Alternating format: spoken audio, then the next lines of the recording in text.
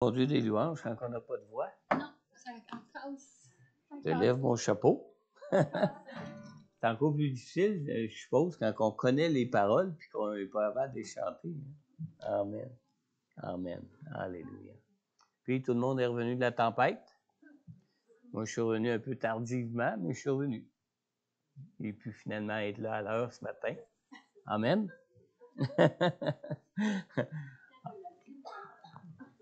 Très relatif. À l'heure, ouais, ben, tardivement, mais pas en retard, hein? Vous savez, le Seigneur, il n'est jamais en retard. Des fois, on dit, Seigneur, qu'est-ce que t'attends pour agir? Mais, il agit toujours au bon moment voulu. Dieu a vu toutes choses éternellement à l'avance. Amen. Il voit toutes choses à l'avance. Oui, les enfants peuvent suivre Sylvie pour l'école du dimanche maintenant. Pour les autres, bienvenue à ce dimanche 15 janvier. N'oubliez pas, on va avoir bientôt des réunions de réveil qui vous ont été annoncées tantôt dans l'agenda de l'Église. On est invité à des réunions de réveil qui vont se passer chaque soir à partir du 29 janvier jusqu'au 4 février. Ça va se tenir dans une église à Québec, une église qui est située plus spécifiquement à Beauport, pour ceux qui connaissent Québec. L'église s'appelle... Comment qu'elle s'appelle déjà? As-tu ta feuille? Centre de la foi triomphante. C'est ça. Alors, si vous voulez avoir l'adresse... on n'a pas mis l'affiche sur Babia en arrière. J'ai oublié ça. J'ai dû être trop pris avec la tempête. Alors, on peut vous transmettre l'adresse. Les soirées de réveil commencent à chaque soir à 19h. C'est avec l'évangéliste de renommée internationale qui a déjà fait ses preuves, qui travaille présentement à partir de New York, qui est Tommy Zito.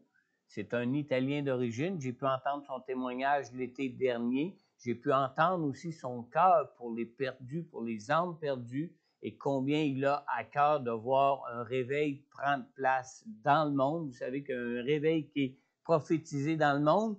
Et il disait justement dans son témoignage, il est venu lui-même ici à Québec là, pour recevoir des pasteurs l'été dernier. Pasteur Corneille même m'accompagnait à ce moment-là pour ce brunch-là où Tommy Zito se présentait à nous. Et puis, il a vraiment un cœur pour Dieu et il est très conscient que selon les prophéties, le réveil va débuter au Québec pour s'étendre comme un feu jusqu'aux extrémités de la terre. Alors, c'est pas rien, hein? Et on est les premiers invités à vraiment voir un réveil prendre place au Québec à travers ces soirées de réveil qui vont se tenir à Québec à partir du dimanche 29 janvier au samedi 4 février. Alors, si des gens n'ont pas d'auto, contactez-moi. S'il y a des gens qui ont des autos et qui ont de la place, contactez-moi. On va essayer d'emplir les autos pour qu'on puisse, le plus grand nombre possible, assister le plus possible à ces soirées de réveil qui vont avoir lieu à chaque soir à partir de 19h au Centre de la foi triomphante à Québec. Et ce ne sera pas la seule semaine de soirée de réveil. Tommy Zito a vraiment un plan qui s'échelonne sur une dizaine d'années pour voir prendre place un réveil à partir du Québec et dans le Canada et pour s'étendre sur le monde entier. Alors, il va y avoir plusieurs soirées, plusieurs organisations de soirées de réveil qui vont être faites dans les prochaines années avec Tommy Zito, principalement pour débuter ici dans la ville de Québec et pour la grande région de la ville de Québec. Amen. On va tourner dans la parole de Dieu au chapitre, on va vous dire l'évangile. L'évangile de Luc. C'est de même qu'on regagne du temps, hein? On saute des mots. On peut regagner du temps. L'évangile de Luc, chapitre 15, on va lire ensemble les versets 1 à 10. J'ai été surpris des chants de louange choisis par mon épouse ce matin parce que il y avait une partie de mon message que je voulais pas, que je me demandais si je devais l'inclure ou pas dans ma prédication ce matin, même que j'avais commencé avec Luc 15, versets 1 à 10, puis à un moment donné, je suis ramené ça à Luc 15, versets 1 à 8, puis ce matin, le Seigneur m'a convaincu qu'il non, fallait aller à Luc 15, chapitre versets 1 à 10, et puis les chants rendent clairement que c'est la volonté de Dieu qu'on parle même de la personne du Saint-Esprit dans ce message ce matin. Alors, dans Luc, on lit au chapitre 15, à partir du verset 1.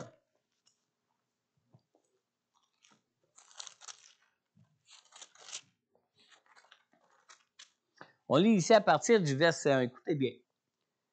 Vous lisez-le avec moi, mais tout bas dans vos cœurs, dans votre parole, dans votre Bible. Mon micro, est-tu bien ouvert? Oui, OK.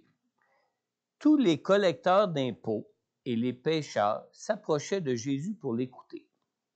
Mais les pharisiens et les spécialistes de la loi murmuraient, disant, « Cet homme accueille des pécheurs et mange avec eux. » Alors, il leur dit cette parabole. « Si l'un de vous a 100 brebis et qu'il en perde une, ne laisse-t-il pas les 99 autres dans le désert pour aller à la recherche de celle qui est perdue jusqu'à ce qu'il la retrouve? Lorsqu'il l'a retrouvée, il la met avec joie sur ses épaules. Et, de retour à la maison, il appelle ses amis et ses voisins et leur dit, « Réjouissez-vous avec moi, car j'ai retrouvé ma brebis qui était perdue. » De même, je vous le dis, il y aura plus de joie dans le ciel pour un seul pécheur qui se repent que pour 99 justes qui n'ont pas besoin de changer d'attitude. Ou bien, si une femme a 10 pièces d'argent et qu'elle en perd une, ne va-t-elle pas allumer une lampe, balayer la maison et chercher avec soin jusqu'à ce qu'elle la retrouve? Lorsqu'elle l'a retrouvée, elle appelle ses amis et ses voisines et dit, « Réjouissez-vous avec moi, car j'ai retrouvé la pièce que j'avais perdue. » De même, je vous le dis, il y a de la joie parmi les anges de Dieu pour un seul pécheur qui se repent. Amen. Prions ensemble. Seigneur notre Dieu, oh merci de nous donner cette grâce de pouvoir parler avec toi, de pouvoir implorer ton nom, de pouvoir invoquer ton nom, Seigneur Dieu, afin, Seigneur Dieu Tout-Puissant, qu'on puisse vivre pleinement tout ce que tu veux et tout ce que tu as comme plan de vie pour nous dans nos vies, Seigneur. Et Seigneur, pour ce matin, je t'implore ton nom, ta grâce, ta toute-puissance, Seigneur, ton esprit, l'Esprit de Dieu, afin qu'il réside sur chacun de nous, Seigneur, qu'il puisse nous enseigner chacun de nous selon le besoin de chacun d'entendre ta parole ce matin. Selon le besoin de chacun, Seigneur Dieu, de connaître, Seigneur, le plan de vie que tu as pour chacun de nous, Seigneur.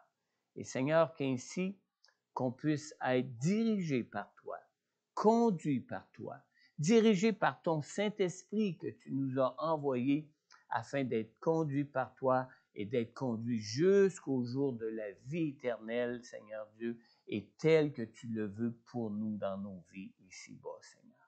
Je te le demande, Père, dans le nom puissant de Jésus, Seigneur, et que l'onction de ton esprit réside sur moi, Seigneur Dieu, afin que quand j'ouvrirai la bouche pour partager ce message, que je puisse le transmettre, Seigneur Dieu, tel que tu me l'as donné dans mon cœur pour ton Église ici à Montmagny, et que tu puisses remplir ma bouche de toutes les paroles, Seigneur Dieu, qui vont parfaitement, Seigneur Dieu, livrer ce message à ton peuple tel que tu me l'as donné, Seigneur. Je te le demande, Père, dans le nom puissant de Jésus. Amen. Amen. Amen. J'ai intitulé mon message ce matin « Des âmes aimées ». Le Seigneur Jésus, vous savez, c'est un Dieu qui est doux et humble de cœur. Saviez-vous? Oui, hein? Les 4 évangiles, Matthieu, Marc, Luc et Jean, comptent 89 chapitres de textes bibliques. Tout un message, hein, ce matin? 89 chapitres de textes bibliques qu'on retrouve dans les 4 évangiles dans le Nouveau Testament. Et dans ces 4 évangiles, nous trouvons qu'un seul verset où Jésus nous parle de son cœur. Et savez-vous ce qu'on trouve ce verset-là dans lequel Jésus nous parle de son cœur? On lit dans Matthieu 11, verset 28, Jésus nous dit « Acceptez mes exigences et laissez-vous instruire par moi, car je suis doux et humble de cœur, et vous trouverez le repos pour vos âmes. » Amen. Alors, ce verset ne nous dit pas que Jésus a un cœur dur, que Jésus a un cœur exigeant, mais dans ce verset, Jésus, le Fils de Dieu, nous dit qu'il est doux et humble de cœur. Amen. Hey, c'est merveilleux de découvrir un Dieu avec un cœur, un si bon cœur que ça. Alors, Jésus est donc accessible, pour les pécheurs et pour les perdus de ce monde, car Jésus est un Dieu qui est doux et humble de cœur. Dans la Bible, le cœur d'une personne est le centre d'où va découler toutes nos décisions. C'est de notre cœur que viennent toutes nos décisions dans tout ce qu'on veut entreprendre, dans tout ce qu'on veut faire, dans tout ce qu'on choisit pour nos vies. Le cœur est ce qui nous sert de moteur. C'est le cœur même qui nous dirige et c'est notre cœur même qui nous définit. Et c'est la même chose en ce qui concerne la personne de Jésus, en ce qui concerne son cœur. C'est son cœur qui est son moteur. C'est son cœur qui le définit, c'est son cœur même qui le dirige. Alors, lorsque nous parlons de notre cœur, nous ne parlons pas seulement de notre vie émotionnelle. Jésus n'a pas juste des bonnes émotions envers nous dans son cœur. Non. Selon la parole de Dieu, c'est de notre cœur que se font tous les choix, et toutes nos décisions pour nos vies. Alors Jésus n'est pas seulement qu'un Dieu qui est doux et humble de cœur, mais du fait qu'il est doux et humble de cœur, Jésus lui-même devient accessible à tous les pécheurs. Il devient accueillant pour tous les pécheurs. Du lever du soleil jusqu'à son couchant, tous les jours de notre vie, le cœur est ce qui nous motive à chaque instant. Et ce n'est pas différent pour Jésus.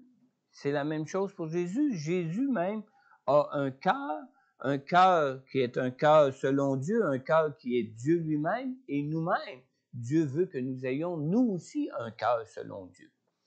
Le cœur, c'est le quartier général de toutes nos décisions et de toutes nos actions. Et c'est ce qui concerne notre cœur définit tellement nos vies que la parole de Dieu nous dit même dans Proverbe 4, 23, « Garde ton cœur plus que toute autre chose. » Pourquoi?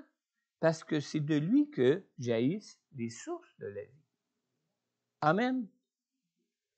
Maintenant, lorsque Jésus nous dit qu'il est doux et humble de cœur, Jésus nous parle de ce qui est le moteur même de ses actions, le moteur même de sa passion pour les pécheurs et pour les perdus de ce monde. Qui parmi les hommes, qui parmi les femmes de ce monde aura pu même inventer un sauveur avec un tel cœur? Personne, hein? Dieu nous épate toujours quand il nous parle de son amour pour nous, de son cœur pour nous.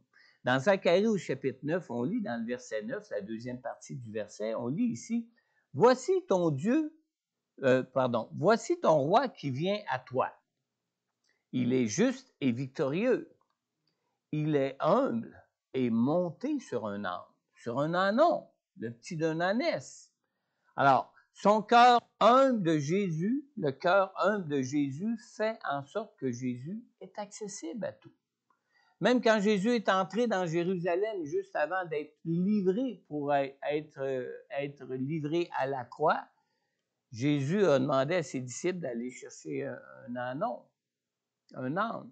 Et puis, il s'est assis dessus justement pour accomplir cette prophétie-là qui le définissait comme le Messie qui devait venir et qui définissait que comme Messie qui devait venir, c'était un Messie, un homme qui devait avoir un cœur humble, être monté sur un ânon, de façon à ce que tout le monde puisse le voir à leur niveau et de façon à ce qu'il soit accessible à tous les hommes. Alors, malgré qu'il soit Dieu et malgré qu'il soit saint, jamais personne dans toute l'histoire de l'humanité n'a été plus accessible que Jésus pour recevoir, que Jésus pour accueillir les pires pécheurs et même les plus perdus de ce monde. Amen. Danny Ortlund, dans son livre intitulé « Doux et humble de cœur », est-ce qu'il y en a qui ont lu ce livre-là? Il est sorti il y a une couple d'années seulement. C'est assez récent comme livre. Ce livre a comme sous-titre « L'amour de Christ pour les perdus et les affligés ».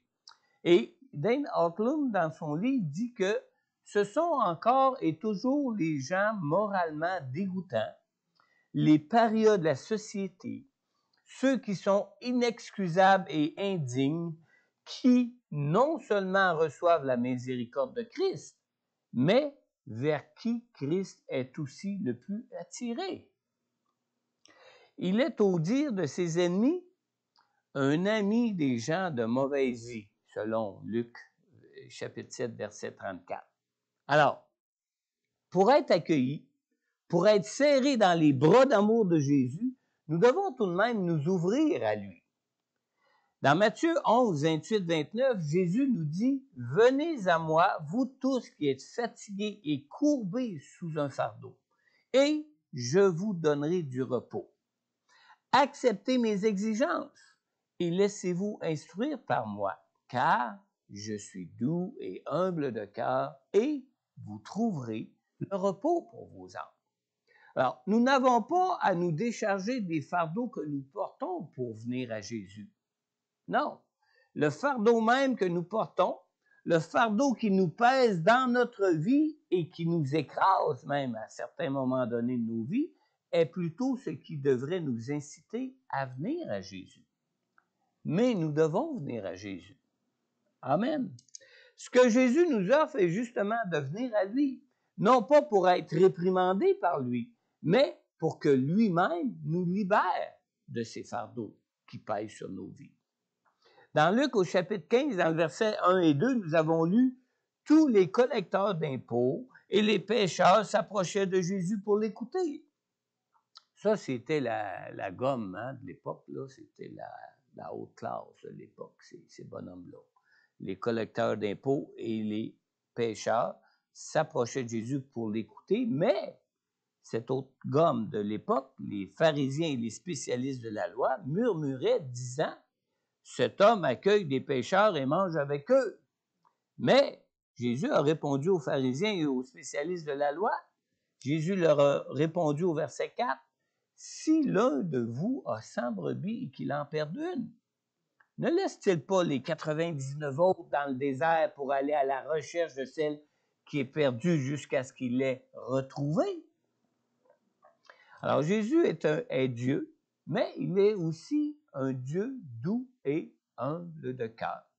Et bien que Jésus soit saint, et bien que Jésus soit sans péché, il est aussi tendre, ouvert, accueillant et conciliant avec le pécheur. Alors, comme berger, ce qui peut perturber le cœur de Jésus, c'est qu'une âme soit perdue. Ça le perturbe dans son cœur. C'est pas le péché qui le perturbe. Lui-même, il est venu mourir à la croix pour vaincre le péché. Ça le perturbe pas, ça. Ce qui le perturbe, c'est quand une âme est perdue. L'intention de cette parabole, c'est de révéler la grandeur du cœur de Dieu pour ceux qui sont perdus.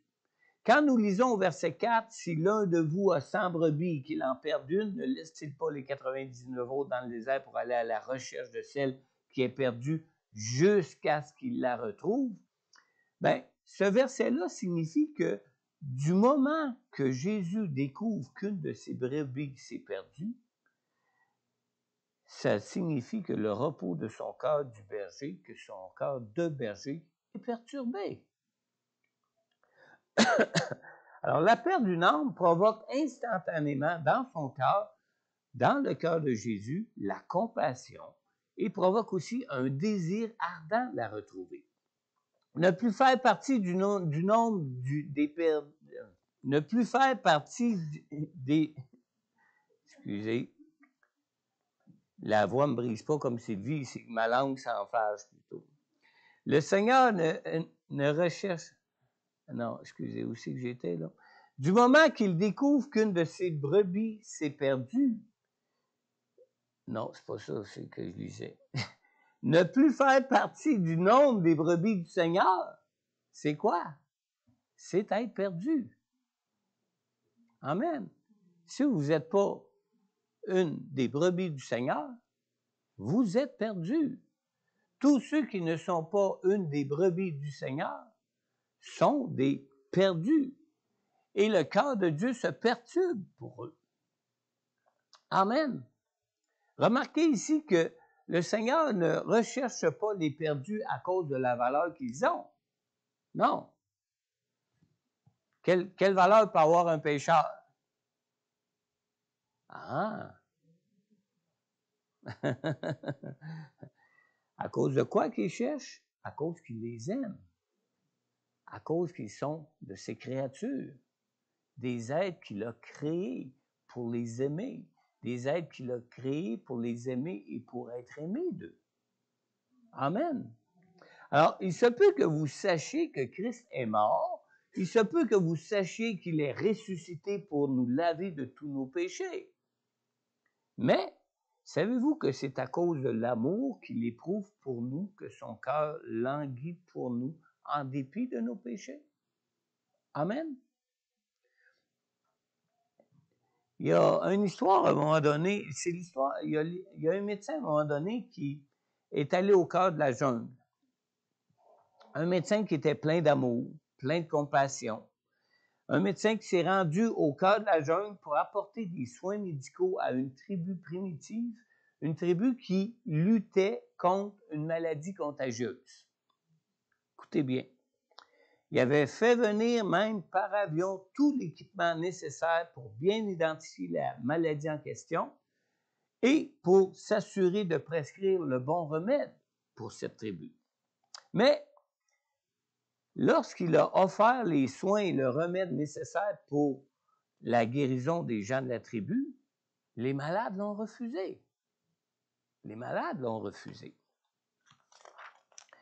Seulement quelques jeunes hommes courageux de la tribu ont finalement accepté de recevoir les soins et de prendre le médicament que le médecin leur offrait.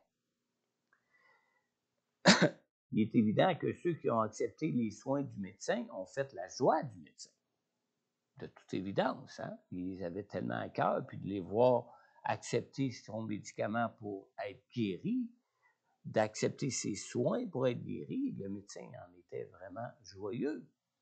Et la joie de ce médecin a augmenté proportionnellement au nombre de malades qui venaient à lui pour obtenir ses soins, pour recevoir leur guérison. Vous savez, il en est de même pour Jésus. Il n'est ni irrité, ni contrarié quand nous venons à lui au milieu de notre détresse pour recevoir sa grâce et son pardon. Ça ne le contrarie pas, il est là pour ça, il est venu pour ça. Et il nous aime justement pour nous sauver de ça. Amen. Mais Jésus ne veut pas que nous cherchions sa grâce et sa miséricorde uniquement parce qu'elle justifie sa mort à la croix pour nous, mais à cause de l'amour profond que lui-même éprouve pour nous. Il nous a créés non seulement pour que nous soyons aimés de lui, mais que nous puissions aussi l'aimer en retour. Amen. Nos péchés, nos faiblesses, nos doutes, nos échecs ne l'emportent jamais sur le cœur d'amour de Dieu pour nous. Jamais. Au grand jamais. Sans même le dire, souvent nous prétendons que quelqu'un d'aussi élevé, que quelqu'un d'aussi parfait que Jésus doit forcément avoir du mal à accueillir les moutons noirs égarés comme nous. Comme nous l'avons lu même dans Luc 15, verset 2, où ce que les pharisiens et les spécialistes de la loi murmuraient et disaient « Cet homme accueille des pécheurs et mange avec eux. » On pense que, oui, Jésus veut nous sauver, mais en se pinçant le nez, comme lorsqu'on se trouve devant un porc et c'est vautré dans un bourbier. Mais non! Jésus, quand il est venu, là, il a tendu la main pour toucher même à des lépreux. Il a tendu la main même pour toucher à des pécheurs que les gens à Jérusalem disaient « Oh, loin de nous, ces gens impurs! » Mais Jésus, lui, tout au contraire. La loi de Moïse disait même de ne pas toucher à un mort. Puis Jésus lui-même a touché à des morts pour les ressusciter. Amen. À cause de notre misère, nous avons l'impression que lorsque nous nous approchons de Jésus, que nous le dévalorisons. Mais est-ce le cas? Absolument pas. Jésus est saint et quand il touche, c'est pour sanctifier. Et Jésus n'est pas comme nous, que nous, si nous touchons au péché, c'est pas nous qui purifions le péché, c'est le péché qui nous contamine. Amen. Il ne faut jamais oublier ça dans notre théologie. En ce qui concerne le fait que Dieu veut nous accueillir, mais il veut nous accueillir justement pour nous guérir, nous délivrer, nous sanctifier, et parce qu'il nous aime, il veut nous sauver. Amen. Notre intuition ne peut que nous fournir une fausse image de Dieu, comme c'était le cas des pharisiens puis des spécialistes de la loi. Mais le fait de chercher les perdus pour les sauver, ça revêt une importance extrême pour le cœur de Dieu. Dans Jérémie, on lit dans Jérémie 32, dans le verset 41, on lit que la parole de Dieu nous dit ici « Je prendrai plaisir à leur faire du bien et je les enracinerai vraiment dans ce pays, de tout mon cœur et de toute mon âme. » C'est Dieu qui parle ici, là, face au peuple qu'il a choisi pour porter son nom dans ce monde. Alors, aucun sacrifice et aucune souffrance n'ont été plus grands que l'amour que Jésus éprouve pour retrouver ceux qui sont perdus. Amen. Un autre point ici. Dieu trouve sa propre joie à faire grâce. Alors, c'est sur cette base seule que Dieu cherche à nous bénir, parce qu'il trouve de la joie à le faire, parce qu'il est un Dieu de grâce. Et parce qu'il est un Dieu de grâce, ça lui procure de la joie quand il trouve quelqu'un à qui il peut lui faire grâce. Dans Luc au chapitre 15, on lit au verset 5 et 6, « Lorsqu'il l'a retrouvée, il la met avec joie sur ses épaules et de retour à la maison, il appelle ses amis et ses voisins et leur dit, « Hey, réjouissez-vous avec moi, car j'ai retrouvé ma brebis qui était perdue. » Alors, quand le mouton noir est fatigué de sa vie errante, de sa vie désordonnée, la brebis n'a pas besoin de marcher pour entrer au bercail. Avez-vous remarqué ici dans la parabole? Le berger la met sur ses épaules et la porte lui-même jusqu'au bercail. Au bercail? Merci de me corriger. Alors, tout l'univers a été créé par Dieu. Et ses épaules sont un lieu de force, un lieu de sécurité pour une âme qui est retrouvée par Dieu.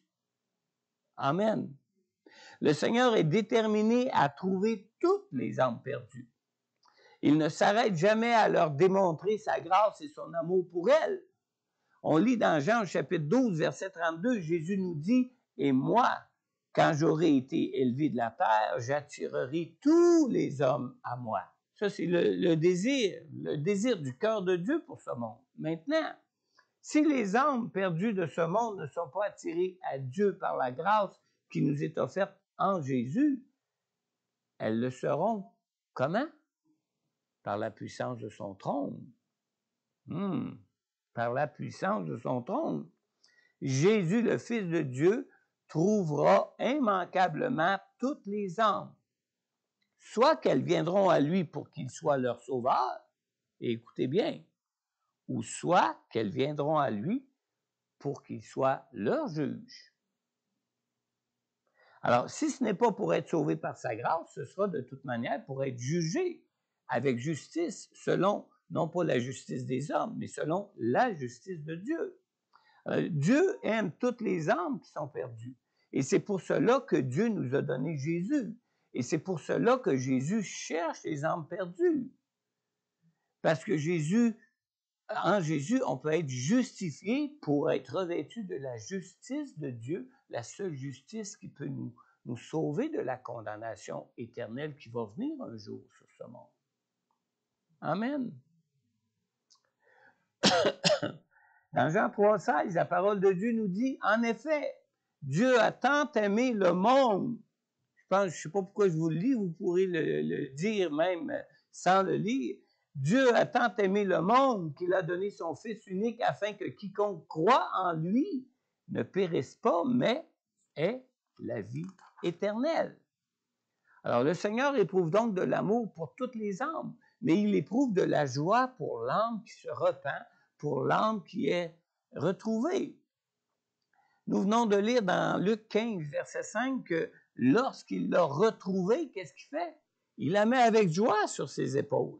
Yes! Enfin, une qui veut se laisser porter. Enfin, une qui désire être pris dans mes bras pour être ramené au bercail. Amen. Alors, trouver l'âme qui est perdue remplit le cœur miséricordieux de Dieu, de Jésus.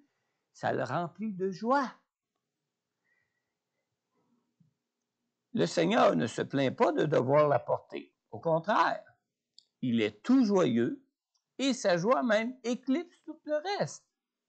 Il ne prononce aucune parole de reproche, aucune parole de blâme, et ce moment crucial de retrouvailles est un moment de joie incomparable. Rappelez-vous le jour où vous vous êtes abandonné entre les mains du Seigneur. Quelle joie est venue habiter votre cœur. Hein? C'était une joie immense, incomparable, comme rien d'autre nous avait donné une telle joie dans nos vies. C'est la même chose pour Jésus. Jésus a beau être Dieu, Jésus a beau avoir créé tout le monde, Jésus a beau être le Tout-Puissant, il n'y a pas de plus grande joie pour lui que de voir un mouton noir revenir au bercail. Amen. La brebis, à ce moment-là, est tout pour le berger. Et le berger est tout pour la brebis, dans ce moment où on s'abandonne entre les mains du Seigneur. Alors, chacun se réjouit de l'autre et chacun ne veut rien d'autre que l'autre. Amen.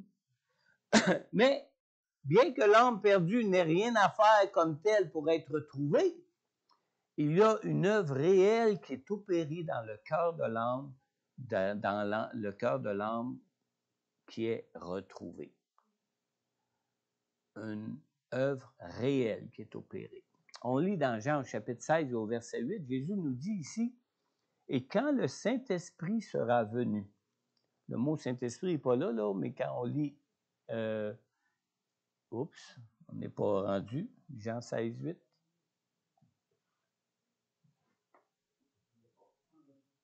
Ah, désolé. Vous l'avez dans vos Bibles, j'espère. Jean 16, 8. Si vous n'avez pas enlevé des versets de la Bible comme Apocalypse 20 nous dit de ne pas faire. Dans Jean 16, 8, Jésus nous dit, « Et quand il sera venu, quand le Saint-Esprit sera venu, il parle du Saint-Esprit ici, il convaincra le monde en ce qui concerne le péché, la justice et le jugement. » Alors, Dieu, le Saint-Esprit, aime les âmes perdues autant que Jésus les aime et que Dieu les aime. Dans Luc 15, versets 8 et 9, nous lisons qui est la parabole qui est suivante, qui est juste une parabole de 2 versets, nous lisons « Si une femme a 10 pièces d'argent et qu'elle en perd une, ne va-t-elle pas allumer une lampe, balayer la maison et chercher avec soin jusqu'à ce qu'elle la retrouve? Lorsqu'elle l'a retrouvée, elle appelle ses amis et ses voisines et dit « Réjouissez-vous avec moi, car j'ai retrouvé la pièce que j'avais perdue. » Amen. Alors, la parabole de la pièce d'argent perdue se trouve entre la parabole de la brebis perdue qu'on vient de voir et la parabole du fils prodigue qui suit immédiatement par la suite, qu'on ne verra pas ce matin, malheureusement. Mais dans celle de la brebis perdue, nous voyons Jésus qui cherche les perdus. Dans celle du fils prodigue, qui suit immédiatement celle de la drachme ou de la pièce d'argent perdue, nous voyons l'amour du Père qui accueille l'enfant retrouvé. Maintenant, dans la parabole de la pièce perdue qu'on vient de lire, nous pouvons voir l'amour du Saint-Esprit qui cherche les perdus. La femme qui a perdu une des 10 pièces d'argent est elle-même une représentation de la personne du Saint-Esprit de Dieu qui nous cherche. Et dans Luc, au chapitre 15, verset 6, on a lu que Jésus dit « J'ai retrouvé ma brebis qui était perdue ». Et dans la parabole du fils prodigue, dans Luc 15, 24, le Père dit « Car mon fils que voici était mort et il est revenu à la vie. Il était perdu et il est retrouvé. » Et ils commencèrent à faire la fête. Dans le verset 9 qu'on vient de lire concernant la femme et la pièce perdue, la femme ne dit pas « J'ai retrouvé ma pièce que j'avais perdue », comme Jésus qui dit « J'ai retrouvé ma brebis », comme le Père qui dit « J'ai retrouvé mon fils qui était mort ».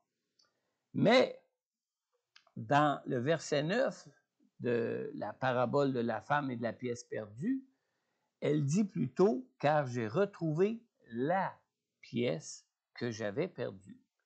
Alors, si on s'arrête bien à ce verset-là, l'omission de l'adjectif possessif, quand Jésus dit « ma brebis » et quand le Père dit « mon fils », l'omission de l'adjectif possessif et l'utilisation d'un article qui est indéfini, dans le verset 9 de la femme, est une indication que la femme représente la personne du Saint-Esprit.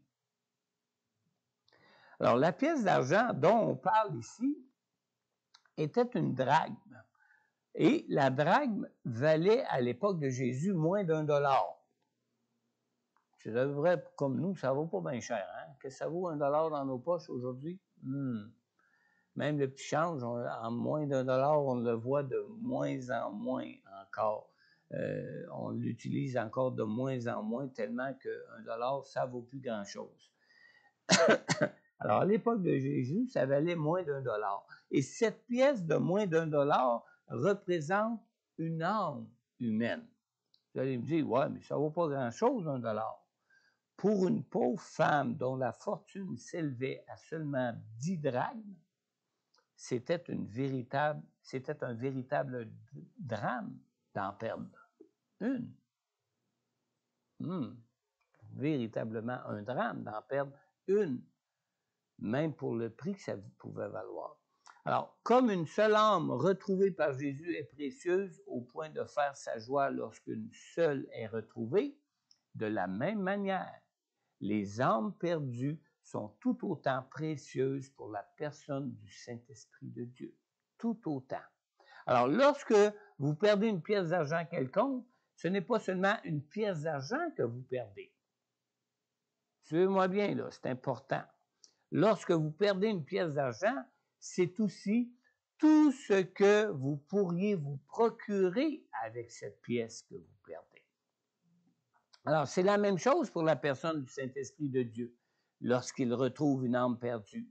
Si nous ne sommes pas habités et animés du Saint-Esprit de Dieu dans nos vies, le Saint-Esprit de Dieu ne peut pas nous utiliser pour servir à la gloire de Dieu dans nos vies. Alors, nos vies sont perdues. Ils ne valent rien. Même pas $1, même si pour nous, ça ne vaudrait pas grand-chose. Alors, personne ne peut faire de nous des vases d'honneur pour servir à la gloire de Dieu si ce n'est la personne du Saint-Esprit de Dieu en nous. La personne du Saint-Esprit que Dieu nous donne quand nous venons à Jésus. Amen. Dieu nous aime. C'est-tu nouveau pour vous? Il veut nous sauver. Jésus est venu afin de nous retrouver et le Saint-Esprit nous a été envoyé pour nous attirer à Jésus et pour nous transformer à l'image de Jésus. Amen. Alors ce matin, alors que nous parlons de l'amour que Dieu ressent pour les âmes perdues, ce matin, as-tu déjà invité Jésus à venir dans ton cœur pour vivre une relation personnelle avec lui par le Saint-Esprit pour ta vie? Dans Apocalypse 3:20, Jésus te dit ce matin, « Voici, je me tiens à la porte et je frappe. Si quelqu'un entend ma voix et ouvre la porte, j'entrerai chez lui, je souperai avec lui et lui avec moi. » Dans son amour pour toi, Dieu ne veut pas que tu périsses comme ce monde qui est en train de périr sous les fardeaux du péché qui dominent sur lui. Dieu t'aime tellement que Jésus est lui-même venu prendre sur lui à la croix tout le poids de tes péchés afin que tu en sois sauvé. Donc, ce matin, alors que nous nous tenons présentement dans la présence même de Dieu, si tu veux recevoir Jésus comme Sauveur et Seigneur, pour recevoir la nouvelle vie que Dieu veut pour toi, je t'invite simplement à adresser cette prière au Seigneur avec moi. Père Céleste, je crois en ton amour pour moi et je crois que tu as envoyé ton Fils Jésus pour payer pour moi à la croix le prix pour le pardon de mes péchés. Je reconnais que je suis sans force. Je reconnais que je n'ai aucune capacité de pouvoir me changer moi-même. Seigneur Jésus, je t'ouvre maintenant tout mon cœur. Et je te prie, Seigneur, d'entrer maintenant dans mon cœur. Père Céleste, merci. Merci de me pardonner tous mes péchés en Jésus. Et je te remercie aussi, Père, pour Jésus que tu as envoyé pour mourir à la croix pour moi et pour le Saint-Esprit que tu as envoyé pour ma transformation, pour me rendre à l'image de Jésus, de jour en jour, tout au long de ma vie, jusqu'au jour de la vie éternelle. Amen. Alors ce matin, si tu écoutes l'enregistrement de ce message, et si ce matin tu as adressé cette prière à Dieu pour recevoir Jésus dans ton cœur maintenant, n'hésite pas à prendre contact avec moi. En retour, je pourrai moi-même prier personnellement pour toi. Je pourrai moi-même répondre à tes questions sur Jésus, sur son amour pour toi à la croix et répondre à tes questions pour que tu arrives à connaître pleinement la vie que Dieu veut pour toi dans ta vie. Aussi, si tu es de ceux ou de celles qui avaient déjà fait cette prière auparavant dans votre vie, mais que présentement, peut-être ressens-tu que tu ne te laisses plus conduire par le Saint-Esprit de Dieu pour servir à la gloire de Dieu dans ta vie. Alors, je t'invite ce matin à revenir à Jésus de tout ton cœur. Je t'invite ce matin à prendre du temps de prière pour confesser tes manquements au Seigneur afin qu'il te pardonne et afin qu'il te purifie par son sang. Alors, si tu nous écoutes en ligne, je t'invite aussi à prendre contact avec moi pour que je puisse aussi prier pour toi.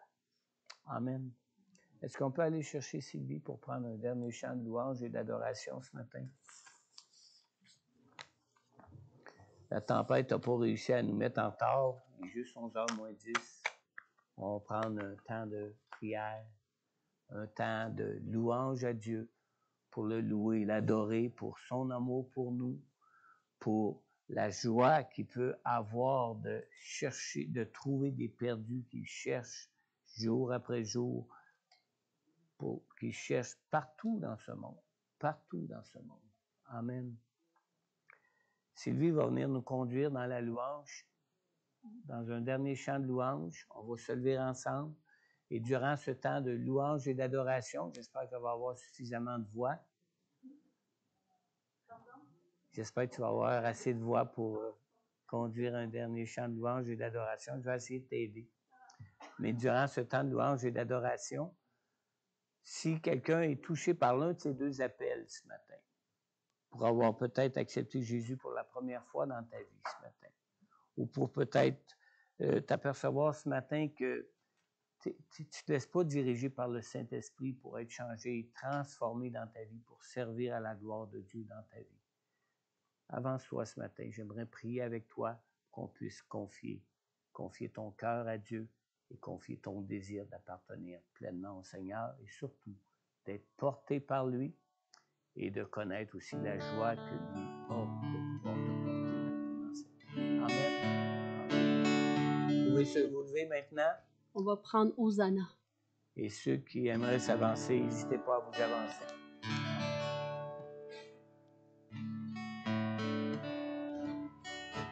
Je vois le roi de gloire descendant sur les nuées. La terre tremble. Je vois infini, effaçant tous nos péchés. Son peuple chante, son peuple chante. Hosanna, Hosanna, Hosanna au Dieu très haut. Hosanna, Hosanna, Hosanna au plus haut des cieux.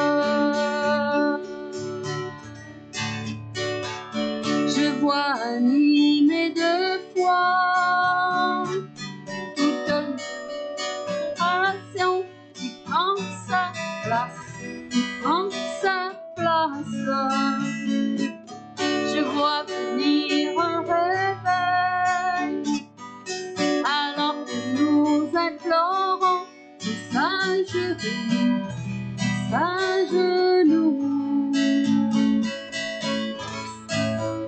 Hosanna, Hosanna, Hosanna au Dieu très haut. Hosanna, Hosanna, Hosanna au plus haut des cieux.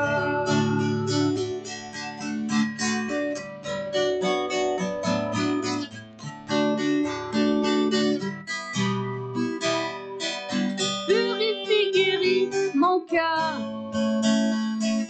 viens me révéler ce qui m'est caché.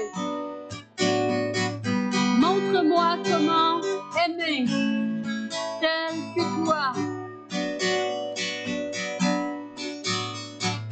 Que ton cœur brisé soit mien, que mon être entier serve ton royaume, alors que je marche vers l'éternité.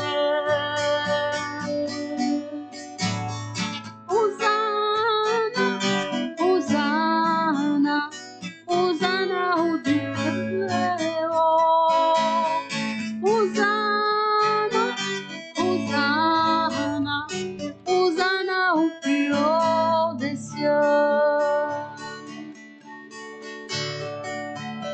Je vois le roi de gloire descendant sur les nuées. La terre tremble, la terre tremble. Je vois sa grâce infinie, effaçant tous nos péchés. Son peuple chante, son peuple chante. Hosanna, Hosanna, Hosanna au Dieu très haut. Hosanna, Hosanna, Hosanna au plus haut des cieux. Je vois animé de foi toute une génération qui prend sa place, qui prend sa place. Je vois venir un réveil alors que nous implorons tous à genoux, tous à genoux. Hosanna, Hosanna, Hosanna au plus haut. Hosanna, Hosanna, Hosanna au plus haut des cieux.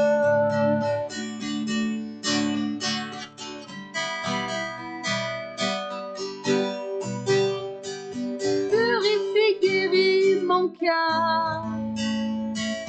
Viens me révéler ce qui m'est caché. Montre-moi comment aimer tel que toi.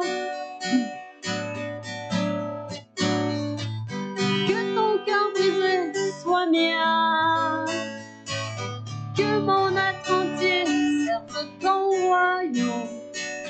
Alors que je marche vers l'éternité. Purifie, guéris mon cœur. Viens me révéler ce qui m'est caché. Montre-moi comment aimer tel que toi.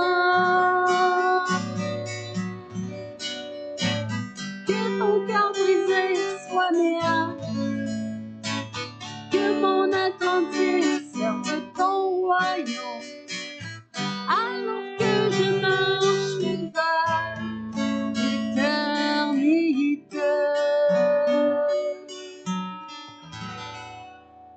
Seigneur, merci. Merci d'être le Dieu que tu es, Seigneur. Merci pour le cœur que tu as pour chacun de nous, pour tous ces gens dans ce monde pécheur, Seigneur, pour tous ceux que tu as créés, Seigneur, et que tu appelles à te connaître et que tu appelles à devenir enfant de Dieu, Seigneur. Seigneur, merci du Dieu que tu es, Seigneur, du bon Père que tu es, du Sauveur que tu es, et de la personne qui ne daigne pas, Seigneur Dieu, nous rejeter à cause de ce que nous pouvons être dans ce monde, Seigneur, mais qui marche avec nous par la personne du Saint-Esprit dans ce monde, Seigneur. Seigneur Jésus, merci de cet amour. Seigneur Dieu Tout-Puissant, merci de cette grâce. Seigneur Dieu Tout-Puissant, Père éternel, merci de faire de nous tes enfants, Seigneur. Et merci surtout de ta présence avec nous. Conduis-nous jusqu'au jour de l'éternité, Seigneur. Conduis-nous jusqu'au jour de cette résurrection où ce que nous paraîtrons devant toi, Seigneur Dieu, tout à fait semblable à ton Fils Jésus qui lui-même a marché d'une façon sainte et parfaite et sans péché dans ce monde, Seigneur. Merci de nous préparer à ce jour de l'éternité où ce que nous te verrons de nos propres yeux, Seigneur, et où ce que nous pourrons pleinement paraître en ta présence dans les cieux, Seigneur. Garde-nous jusqu'à ce jour et merci de travailler à nous garder jusqu'à ce jour, au jour de la résurrection, Seigneur. Dans le nom de Jésus, Père, j'ai prié. Amen. Amen.